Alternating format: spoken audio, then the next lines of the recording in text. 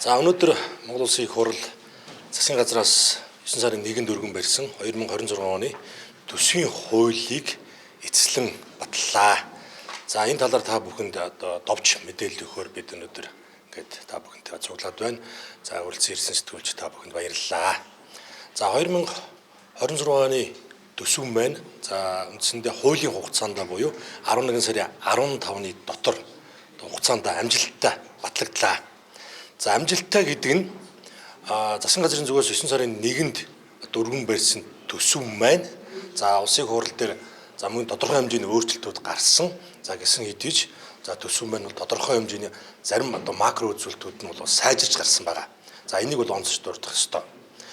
За мөн 2026 оны төсөв гол онцлог зүйл гэх юм бол за 2020-21 онуудад та бүхэн санаж байгаа бах. За ковидын маш хүнд үед за ялангуяа манай хоёр томоохон салбар болох боловсролын салбар, эрүүл мэндийн салбарын болон бусад төрийн албан агчдын цалингийн нэмэгдэл бол бас хангалттай хийгдэж чадаагүй. За мөн тэр үеэр инфляц маш хүчтэй тэлж байсан. Өөрөөр хэлбэл яг төсвөр дамжиж ард иргэдийн гар дээр очдог эдийн засгийн бодит төсөлт бол нэлээд татарсан. За үүнийг 23-24 онуудад бол мөн төсвийн бодлогоор нөхөж хийж байсан. За энэтэй холбоотойгоор төсвийн тэлэлт бол нэлээд явагдсан байна. За ингээд 2026 оны төсөв дээр энэ төсвийн тэлэлтийг тодорхой хэмжээнд хязгаарлаж за дотоодын бүтээгдэхүүн болон за эдийн засгийн өсөлтөнд эзлэх хувийн хвшлийн орон зайг тэлэх хувийн хвшлийн баялаг бүтээгс энэ салбарыг дэмжих ийм төсөв болж чадсанараа онцлогтой. За дээрэс нь 180 гаруй мянган энэ удирддаг юм байна уу? 180 гаруй мянган иргэдээс за тодорхой хэлбэл 188 мянган иргэдээс санал асуулт авч за энийг тодорхой хэмжээнд тусгаж чадсан ийм төсвийг өргөн барьсан. За тэгвэл улсын хурал дээр төсөв хилцэг явцад энэ гол өөрчлөлтүүд дээр бол улсын хурал дэмжиж за энэ хэвээр нь гол үзэл баримтлалыг бол баталснараа энэ жилийн төсвийн онцлог болж чадлаа.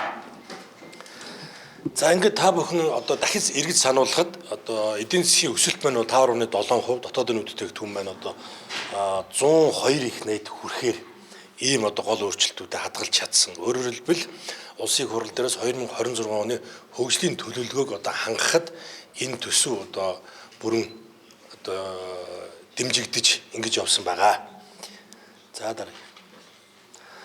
За эндээс та бүхэн харж байгаа бах гол үзүүлэлт энэ тэнцвэржүүлсэн тэнцэлт буюу төсвийн алдагдал анх өргөн баригдахад бол 1.5 дотоодын бүтээгдэхүүн 1.5% буюу 1.5 их найдын ийм алдагдaltaй байх байлаа.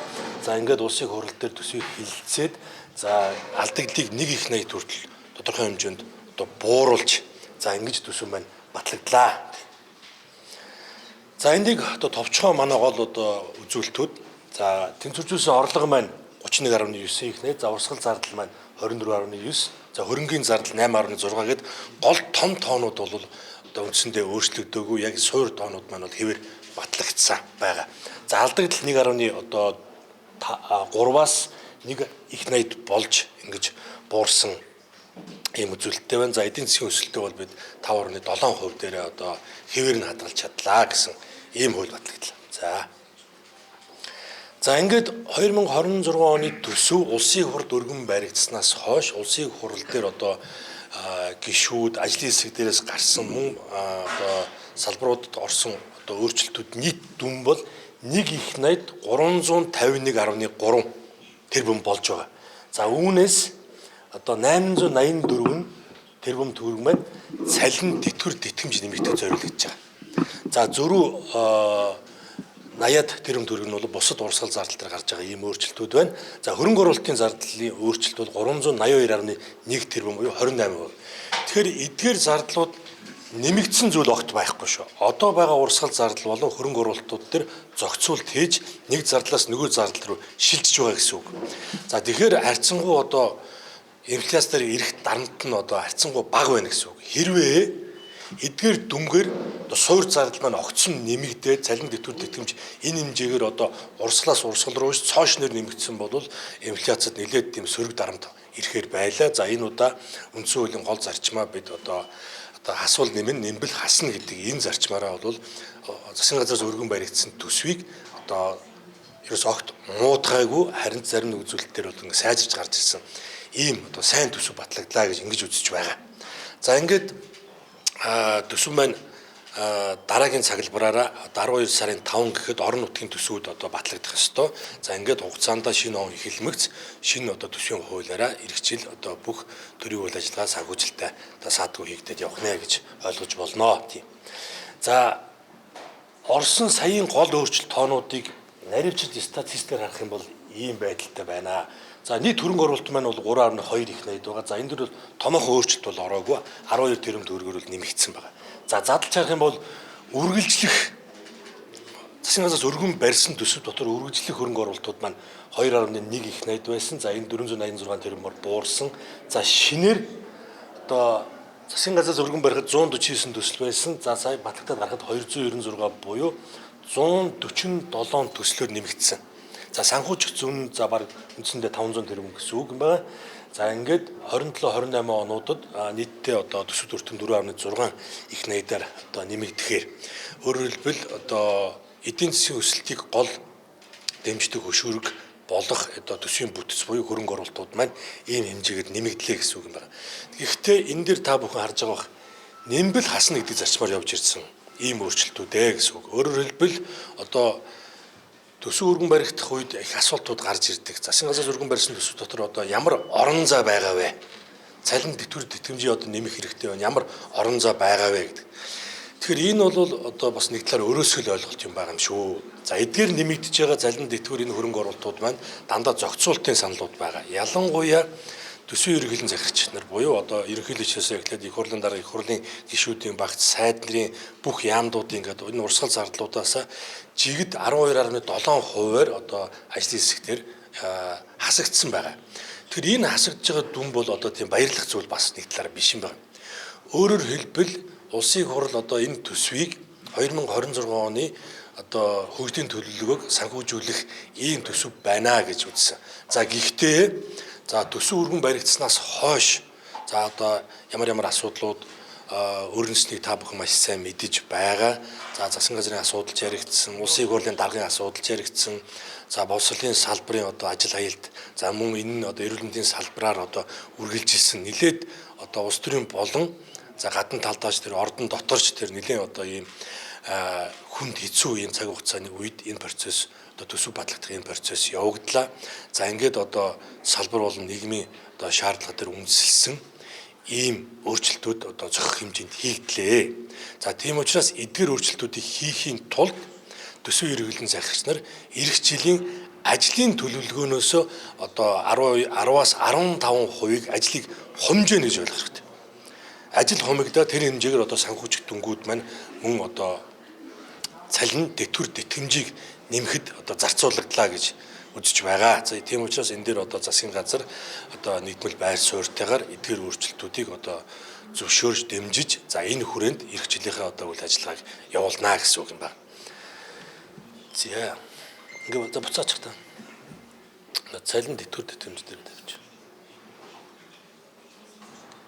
За нийт өөрчлөлтүүдээр тавьчих.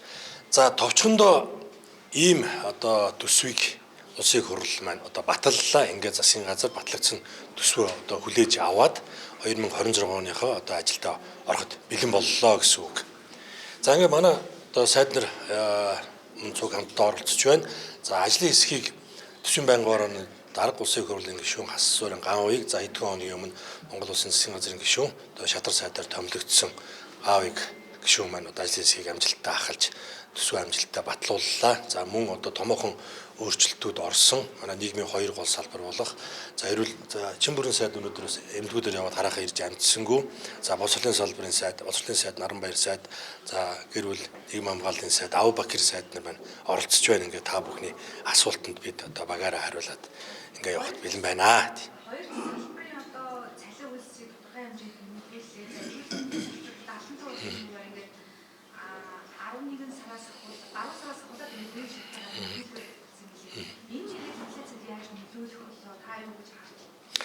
За тийм би түрүүн хэлсэн байгаа хэрвээ энэ 884 тэрбум төгрөгийн өөрчлөлт шинээр урсгал зардал нэмээд орж ирсэн бол инфляцид бол шууд нөлөөлнө. Маш хүчтэй нөлөөлнө.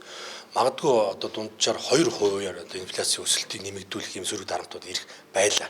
За харин энэ удаа засгийн газраас өргөн баригдсан нийт төсөв дотроо зохицуул тэгээд бусад өөр урсгал зардлуудыг хасаад ийшээ орслон нэмж байгаа учраас харьцангуй бага нөлөөлнө. Гэхдээ огт нөлөөлөхгүй биш, тодорхой хэмжээнд бол нөлөөлнө. Гэхдээ 2% бол биш. За төв банкын дээр судалгаа хийж байгаа мөн одоо мөнгөний бодлоготойгоо нийцсэн ийм өөрчлөлт болсон гэж үзэж байгаа. Энэ багш нарын цалин зэвсгэр нэмэхэд л одоо яг 884 тэрбум гэж ярьж ирсэн. Эмчнэр Үгүй ээ 884 маань эрүүл мэндийн салбар, боловсролын салбар, өндөр насны тэтгэвэр бүгд ороод өөрчлөлт нь 884 тэрбум биш. Боловсролын салбарыг бол 520 тэрбум байна. Цалин тэтгэвэр тэтгэмжийн тэтгэврийг бол 150 тий 150 тэрбум төгрөг.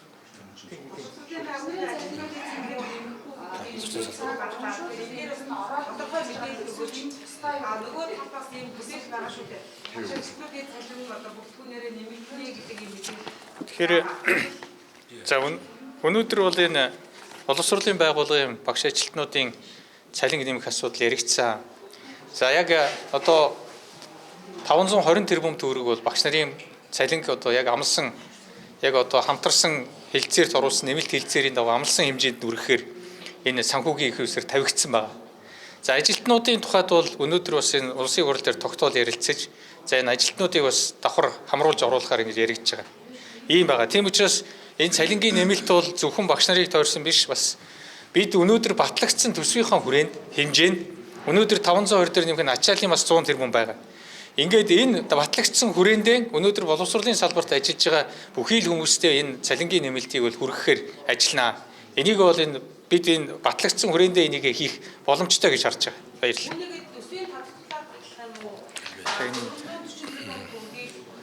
Тийм. За өнөөдөр дөнгөж одоо тий төсөв улсын хурал дээрээс батлагдлаа. За төсөв батлагдаад үйл ажиллагаа эхлэегүй байх тодтол ярих эрт байна. Тийм тодтол маань өөрөө төсвийн хуулиараа тусгай дүрмээр явдаг. Нөхцөл үүссэн тохиолдолд тодтол хийдэг. Тэрнээс биш төсөв өргөн барьж байхдаа бид тодтол хийнэ гэдэг тийм төсөв бол батлагдах нь өөрөө одоо байж болохгүй зүйл. Маш их олон гишүүд дураараа ярьж байлээ. Тодтолоо оруулж тодтолоо хийнэ гэдэг. Тэгэхээр одоо бид өнөөдөр батлагдсан төсвөөрөө 2026 онд засгийн газар үйл ажиллагаа бүрэн санхүүжүүлэх боломжтой гэж ойлгож байна.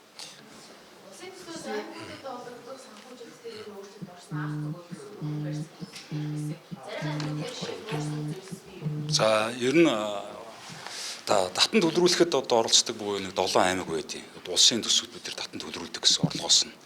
За 7 аймагаас татан төлрүүлэх орлого бол нэмэгдэж байгаа улсын төсвөр. Татаас өгдөг одоо аймагуудад бол 12 яг ялгаах 12.8%-аар буурч байгаа. Тэ. Одоо урсгал зардлаас бид нар ямар мөнгө ерөөсө оролдоогүй гэхээр хүүхдийн мөнгийг нэг төрөөр хасаагүй. За төрийн албан агчдын цалинг нэг төрөөр хасаагүй. За эрүүл мэндийн болон боловсролын байгууллагын гүйцэтгэлийн санхүүжилт болон даатгалын сангийн мөнгийг нэг төрөөр хасаагүй. Нийгмийн даатгалаас нэг төрөгч танаагүй.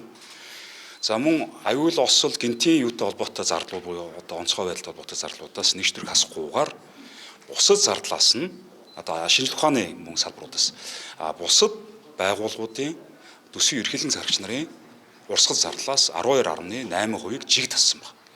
Яг нь энэ бол том байгууллагууд бол харьцангуй гайгүй байх. Гэхдээ одоо үүнээс цааш бол одоо 2027-28 оны төсөв орж одоо хилцэгдэх үед бол одоо урсгал зарлыг үүнээс цааш танах ер нь боломж их тааруу болсон гэсэн үг.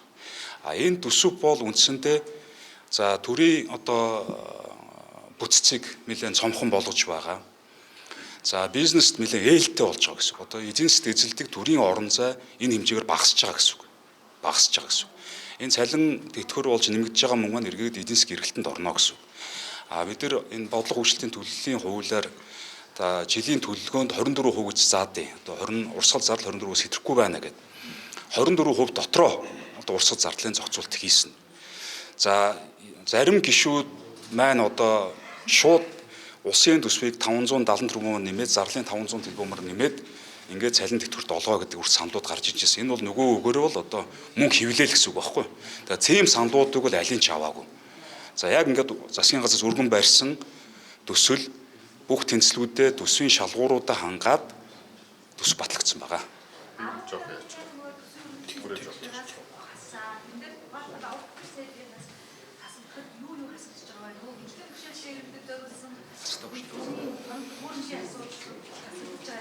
Тий, энэ бол хөгжлийн бэрхшээлтэй иргэд рүүгээ чиглэсэн одоо тэтгэмж бусад үйлчилгээнээс нэг ч төгрөг асаагүй. Харин ч хөгжлийн бэрхшээлтэй иргэдийнхээ авдаг тэтгэмжийг 20% нэмэгдүүлсэн. Яг хөгжлийн бэрхшээлтэй иргэнлүүгээ чиглэсэн.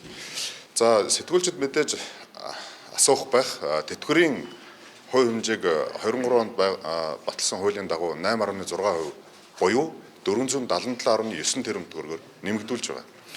За засгийн газрын зүгээс баримталж байгаа бодлого бол бага тэтгэвэр авдаг буюу хувь тэнцвүүлсэн бүрэн тэтгэврийн хэмжээг нэлээд одоо нэмэгдүүлэх зорилтыг барьж байгаа. Гэхдээ хууль батлагдсантай холбоотой засгийн газар дээр тэтгэвэр нэмэгдүүлэх аргачлалыг баталж өгөх ёстой. За мэдээж барьж байгаа бодлого бол одоо тэр бага тэтгэвэр авдаг одоо тэтгэвэр авагчдын тоог цааш нэмэгдүүлэх зорилт тавин ажиллаж байгаа. За 2026 онд бол нийтдээ 537 мянга орчим иргэн тэтгэвэр авна гэсэн одоо тооцоол байгаа. Тэтгэвртээ гарах хүмүүсийн тоог нийлүүлээд явж байна гэсэн үг. За эдгээр иргэдийн тэтгэврийг бид нар яг жигд 8.6%-аар нэмэгдүүлэх үү эсвэл одоо номинал дүнгээр буюу шууд одоо бага тэтгэвэр дээр 100 орчим мянган төгрөг нэмээ 689 мянган төгрөгийг 800 мянга руу төхүүлэх бодлогыг бол орж байгаа. Гэхдээ мэдээж засгийн газар дээрээс аргачлалуудаа баримтлаад явах бах. За 8.6% гэдэг тоо одоо хаанаас гарч ирсэн гэвэл та бүхэн сайн мэдж байгаа 2023 онд батлагдсан инфляцтай нь уялдуулж тэтгэвэр тэтгэмжийг нэмэх хуулийн хүрээнд инфляцийн дүн 8.6% байна гэж үзээд 477.9 тэрбум төгрөг суулгачихсан байгаа. Одоо энэ дараагийн 7 хоногт засгийн газрын урлуудаар бид нар тэтгэвэр нэмэх аргачлалаа батлаад явна гэсэн юм бодолтой. 689 мянган төгрөг буюу бүрэн тэтгэвэр 572 мянга 400 төгрөг хувь тэнцвүүлсэн тэтгэвэр байгаа шүү дээ. Эдгээрийг бид нар 700-аас 800 мянгаар ойртуулъя гэсэн бодлого барьж байгаа. 11 сард багшийн цалин 26% нэмэгдэж байгаа шүү дээ. Тэр их усрыг яаж гаргах? Эх оны энэ яг 11-р сард нэмэх энэ 2 сая одоо 800 төгрөгөх тийм ээ. Энэ нэмэгдэл бол одоогийн төсвийн хүрээндээ бол орчихсон ба. Орцсон ба. Тий. Мэдээж тий. Багшлаар эмчнэрийн 10%-ыг хаанаас гаргаад ирв? Тэр эрүүл мэндийн даатгал. Эрүүл мэндийн даатгалын сангийн санхүүжилтийг 190 тэрбум төгрөг нэмэгдүүлж байгаа. За 190 тэрбумаар тооцоход бол одоо яг эрүүл мэндийн салбарт ажилладаг эмч, сувлагч, асрагч одоо яг энэ салбарт ажиллаж байгаа бүх хүмүүст үндсэн цалингийн 15%-аар нэмэхэд зохицуулж болохоор дүн байгаа. Гэхдээ энийг бол салбар дотроо буюу ярилцаад за аль салбарыг нь одоо аль мэргэжлийг нь илүүтэй яаж нэг энэ бол засгийн газрын тогтоолоор батлагч таарах бах. Төсөв нь бол яг тийм байдлаар бодогдож 190 тэрбум төгрөг нэмсэн байгаа шүү. Эрүүл мэнд дээр ийм юм байгаа шүү. Эрүүл мэндийн даатгалын сангийн зардал маань өөрөө юу энэ салбарын үйл ажиллагааны бүх зардлын дотроос шингэж явж идэг. Босолын салбарын цалингийн систем, эрүүл мэндийн салбарын цалингийн систем бол өөр. Гүйцэтгэл суурилсан санхүүжилтээр явдаг гэсэн үг. Эрүүл мэндийн салбарыг бол өдөр тутмын одоо үйлчлэг эмчилгээнийхээ тарифаараа энэ эрүүл мэндийн даатгалын сан маань өөр орлогоо бүрдүүлээд ингэ явдаг. Зардал нь эндээс гараа явдаг юм байна. Босолын салбарыг бол хэдийгээр гүйцэтгэл суурилсан санхүүжилт боловч одоо эмнэлгээс өөр шүү дээ чи өдөр болгон тарифаар явдаггүй. Үйлчлэг нь одоо ядаж одоо хагас жилээр сурагчдын одоо сурлагын үр дүн, мас сурлагын үр дүн хэрхэн ямар ахиц гарав, хаана яаж муудав энүүгээрээ дүгнэгдээ явдаг. Энэ хоёр салбар маань жоох өөр юм байна. Тэгэхээр эрүүл мэндийн даатгалын сангийн одоо татаас нь 190 тэрбум төгрөг нэмэгдсэн гэсэн үг. Энэ нь эрүүл мэндийн даатгалын сан дотроо байдаг цалингийн зардал дээр нэмэгдээ юм. За энэ мөн эх жилийн одоо энэ жилийн хилцээр хийж байх үеийн цалингийн суур дүнгээс бодогдох юм байгаа шүү. Тэрнээс биш хагас жилээр нэмэгдсэн дүн дээрээс дахиад нэмэгдээ явна гэсэн ойлголт биш. Энэ удаагийн одоо байгаа суурин дээрээс жигд нэмэгдээ байх юм байна. Тэгэхээр эхний хагас жилийнхаа хугацаанд 35%-аар за 7 сарын 1-ээс эхлээд тус бүр одоо 4 сарын хугацаанд 9%-аар явахаар жилийн эцэстээ одоо байгаа сууриасаа бол 75%-аар нэмэгдэнэ гэж ойлгох хэрэгтэй. За мөн эрүүл мэндийн даатгалын энэ сангийн тогтолцоонд томоохон өөрчлөлт хийнэ. Томоохон бүтцийн өөрчлөлт хийнэ. За энэ талаар Чин бүрийн сайд бол маш дэлгэрэнгүй та бүхэнд мэдээлэл өгч байгаа. За өөрөөр хэлбэл нийгмийн суур өвчлөлүүдийг эрүүл мэндийн даатгалын сангаас буюу төсвөөс татварлуулагчдын мөнгөөр өгж байгаа энэ татаасаар санхүүжилт хийгдэнэ. Тэрнээс биш хувь хүний өөрийнх нь одоо эрүүл мэндийн хариуцлагаас болсон энэ өвчлөл эрүүл мэндийн тусламж үйлчилгээг эрүүл мэндийн даатгалын сангаас бол санхүүжүүлэхгүй. Энэ талаар бас одоо мэдээлэлүүд хэдэд өгчээсэн тийм ээ. Одоо жишээ нь одоо энэ арх согтруулгуундаа хэтрүүлэн хэрэгсэнээс болж одоо тэр хордлого тайлах эмчилгээг татвар төлөгчдийн мөнгөөр санхүүжүүлж болохгүй шүү дээ тийм ээ. Одоо юу гэдэг амны хөндийн одоо ариун цэвэр өвчлөл одоо энэтэй холбоотой зардлыг хувь хүн өөрөө арилжааны даатгалаар явуулдаг байх хэрэгтэй. Хэрвээ заавал даатгал амруулагч байгаа. Тэрнээс биш одоо татвар төлөгчдийн мөнгөөр энийг санхүүжүүлж одоо болохгүй. Тэгэхээр эрүүл мэндийн даатгалын сангийн хамрагдах хүрээг тодорхой хэмжээнд одоо илүү их одоо шудраг яг одоо зөв зөвлөл рүү одоо чиглүүлсэн байдлаар ингэж өөрчлөлтүүд хийгдэнэ. За дээрэс нь энэ салбарын одоо сангийн сүүлийн 2-оос за 20 жилийн хугацаанд хийгдсэн хяналт шалгалтуудаар маш их зөрчлүүд илэрсэн байгаа. Зарим иргэд маань өөрсдөө эмнэлэг дээр ганцж очиагүй. Өөрсдөө эмнэлэгт үзүүлсэн түүхээ мэдэхгүй байхад өмнөөс нь эрүүл мэндийн одоо үзлэг дээр өөрийнх нь иргэний үнэлгээ л яваад байх жишээ. За энийг одоо хамгийн түрүүнд одоо иргэний бүртгэл мэдэл улсын төвтэй системтэй холбож одоо хурууны хээгэр үйлчлэгээ үзүүлдэг энэ бас мөн томоохон өөрчлөлтүүдийг хийнэ. За ингэснээр эрүүл мэндийн даатгалын сангийн яг зардал талд нь бол нэлээдгүй бүтцийн өөрчлөлт хийж зардал бид нар суларна гэж харж байгаа. Суларна гэж харж байгаа. За эдгээр зардлуудыг мэдээж одоо хувьсгал зардал буюу цалингийн суурь зардал дээр нэмэх замаар ирэх жилд бол нэлээдгүй тийм өөрчлөлтүүд хийгдэнэ гэж төлөвлөсөн байна.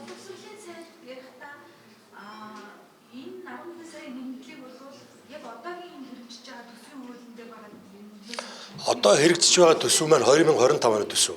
Одоо 2026 оны төсөв батлагдсан. За энэ дотор одоо хойтон 11 сард нэмэгдэх төсөв маань орсон байгаа.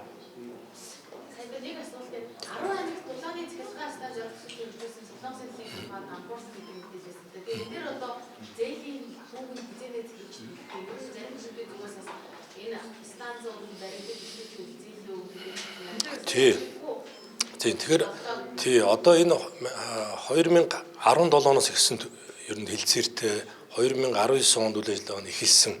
За мөн одоо зарим аймагуд нь хоцрогдолтой эхэлсэн ийм төсөл байгаа. За энэ төсөл бол захиалагч талаасаа ч тэр одоо гүйцэтгэгч талаасаа ч тэр маш хариуцлагагүй хандсан. За энэ одоо ковидын үед яг ковидын шалтгаан гэж байгаа боловч цаад гүйцэтгэгч компанийн хувьд бол сонгон шалгуулалтын дээрээч тэр одоо ер нь нэлээд асуудалтай болсон шиг байна. За энийг тодорхой хэмжээнд хуулийн байгууллагууд руу асуудлууд нь шилжсэн байгаа. За гэхдээ энэ дэр бас одоо гарч болох энэ төсвийн эрсдлүүдийг аль болох одоо бууруулах цаад гүйцэтгэгч компаниар одоо учирсан хохирлуудыг төлөвлөх тал дээр ийм ажиллагаанууд явж байна. За тэгвэл бүх аймаг нь бол ийм биш. Зарим аймагуд дээр гүйцэтгэл нь бол 50-60% гараад амжилттай явж байгаа аймагуд бол байгаа. За жишээ нь одоо Аранга аймаг жишээ нь маш муу гүйцэтгэл явуулсан. За тэндээс одоо орон нутгийн одоо захиалагч талаас ч тэр хариуцлагагүй хандсан зүйлүүд байна. Төслийг одоо цаад гүйцэтгэгч компани хийх ажлаа эхлүүлэх ийм боломжийг нь одоо бүрдүүлж өгөөгөөс болоод одоо энэ асуудал одоо Аранга аймаг дээр жишээ нь одоо маш муу байна. За Баянгор аймагт бол төсөл бол харьцангуй их сайн явж байна. За ер нь бол Монголын талаас хариуцах ёстой 3 дугаар хэлхээний 2-3 дугаар хэлхээнийхэн ажлууд нь бол төсвөөс бол бүрэн хийгдээд явж байгаа. Тийм зээлийн иргэн төлөгдөх хугацаа нь үндсэн зээлийн хугацаа нь толгой болчлоо. Тийм. Зээл нэгэлцээ явж байгаа тийм. Төлбөр нэгэлцээ явж байгаа. Ачаалал мэдээлэл өгдөг.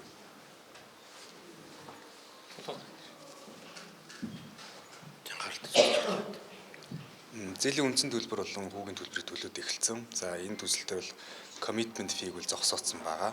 За ингээд зээлийн хүүд бол нийт 168 сая төгрөг төлсөн байна. 168 сая төгрөг. Нийт төгрөг нийтэлээ. Нийт төгрөг тэр нь харах хэрэгтэй. Ингээд солонгосын хариуцлага авсан компаниар зээлийн өгөх юу гэдэг нь тавьж байгаа. Хилцээр хийгдэж байгаа. За ер нь яг салбарын яамны хариулт бол илүү их дэлгэрэнгүй мэдээлэл баг. Ер нь сангийн яамны зүгээс бид нар оролцоод явж байгаа зүйл нь бол саяын таны хэлсэн өөрчлөлтүүдийг зээлийн үндсэн нөхцлүүд дээр нь оруулахаар хилцээр хийгээд явж байгаа. Шаардлага тавьж гисэн явж байгаа. Ер нь бол шүүхтэр явж байгаа шүү. Солонгос талдаа шүүхтэр явж байгаа.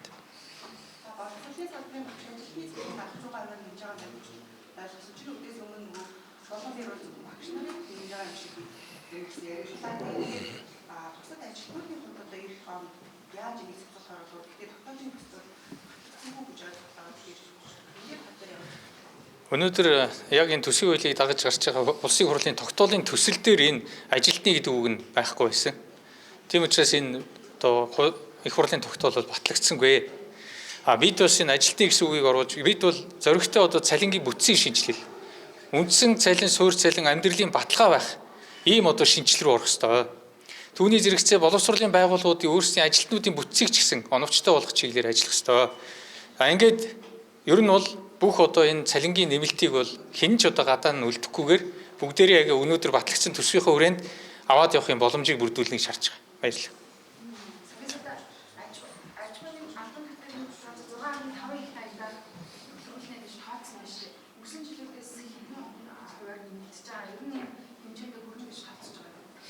За тийм. Тэгэхээр манай гол төсвийн орлогын эдийн засгийн ангиллууд маань 2026 онд 2025 оны хэмжээнд байгаа.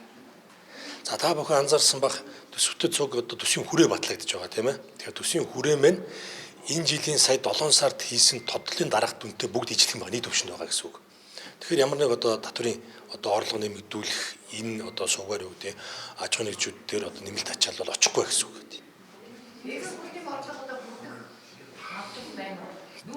Тийм. Тэгэхээр яг 7 сараас хойш бол нүүрсний үн бол арцсангүй тогтвортой байна. 7 сар хүртэл бол одоо нодлонгоос хойш үндсэндээ бараг 2.2 дахин буурсан. Тэгэхээр эх жил бол бид одоо нүүрс болон бусад түүхийн эдийнхээ үнэн дээр бол нэг одоо эерэг хүлээлт байхгүй, гол нь бит хэмжээнд дээр л гол ажиллана. За энэ жилийн хувьд бол 85 сая тонн үл гарчих төлөвтэй байна. За эх жил бол дор хаяж 90 сая тонныг гарах. Энэ бол засгийн газар ажиллаа хийя л гэж байгаа. Бид экспортоо нэмэгдүүлээ. Урд одоо эрэлт байна уу? Байна. Бидэнд нүүрс нь байна уу? Байна. Олборлох одоо бид нар хүчин чадал байна уу? Байна. Нэвтрүүлэн өнгөрлөх чадвараа сайжруулсан уу? Сайжруулсан. За бид сая 8 сарын тоо гарах юм бол 8 сард дангаараа 8.7 сая тонн нүүрс гарсан. За энийг 12 сараар бодох юм бол бид 90 сая битгий хил одоо гарах боломжтой байна гэсэн үг. За 8 сараас хойш бол сар бүрийн мэдээг гаргахад бол огт буураагүй. Тэгэхээр одоо олборлох чадвар сайн нэмэгдсэн байна. За зөөвөрлөх, тээвэрлэх, хэлийн нэвтрүүлэн өнгөлөх чадвар энэ хэмжээнд бол бүрэн потенциалтай байна гэж харж байгаа.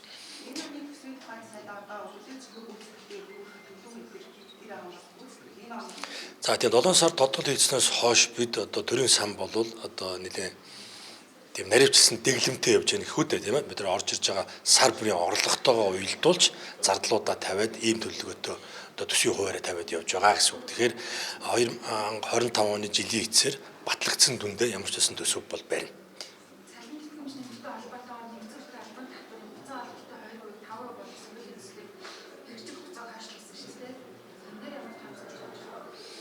За энэ тий ажлын секторээс энэ тооцооллуудыг хийгээд хэрэгжих хугацаа 10 сарын 1 болгосон байгаа. За та бүхэн харсан байх түрүү алдагдал буурсан байна шүү дээ тийм ээ. Тэр алдагдал буурсан байна мөн энэ нөөтийн хугацаалах хувь хэмжээг 2-оос 5 болгох байсан хугацааны хэрэгжилтийг 10 сарын 1 болгосонтой холбогдуулаад алдах байсан орлого маань буцаж орж ирж байна гэсэн үг тий. Тэр хэмжээгээр төсвийн тэнцэл маань сайжирч байна гэж ойлгох хэрэгтэй. За их баярлалаа.